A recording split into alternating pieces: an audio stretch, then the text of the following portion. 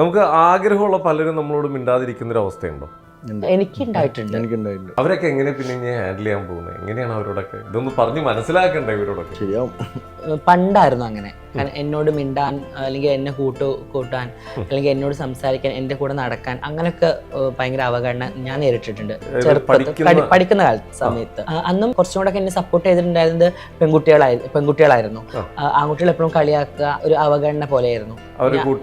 ഇല്ല അങ്ങനെ ഒറ്റപ്പെടുത്തുന്ന അതന്നെയായിരുന്നു. എനിക്ക് സ്കൂൾ തലത്തിലൊക്കെ ഭയങ്കരമായിട്ട് ഞാൻ അങ്ങനെ വിഷമമൊക്കെ ഉണ്ടായിട്ടുണ്ടായിരുന്നു. ഇപ്പോൾ അങ്ങനെ നമ്മൾ മാറ്റി നിർത്തിയ ആൾക്കാർ ഈവൻ നമ്മുടെ നമ്പർ തപ്പിപ്പിടിച്ച് നമ്മളെ വിളിച്ച് ജാസി എൻ്റെ സിസ്റ്ററിന്റെ കല്യാണം അല്ലെങ്കിൽ എൻ്റെ ഫാമിലി ഒരു കല്യാണം ഉണ്ട്, ഒരു ആശംസ വീഡിയോ പറഞ്ഞു തരുമോ, അവർ നമ്മളെ തപ്പിപ്പിടിച്ച് നമ്മുടെ നമ്പർ മെസ്സേജ് അയക്കുമ്പോൾ നമുക്ക് സത്യം പറഞ്ഞ ഒരു സന്തോഷം തോന്നുന്നുണ്ട്. ലൈക്ക് അന്ന് നിർത്തിയ ആൾക്കാരൊക്കെ നമ്മളിപ്പോ അംഗീകരിക്കുന്നുണ്ട് എന്ന് തോന്നുമ്പോൾ ഒരു ചെറിയ സന്തോഷം.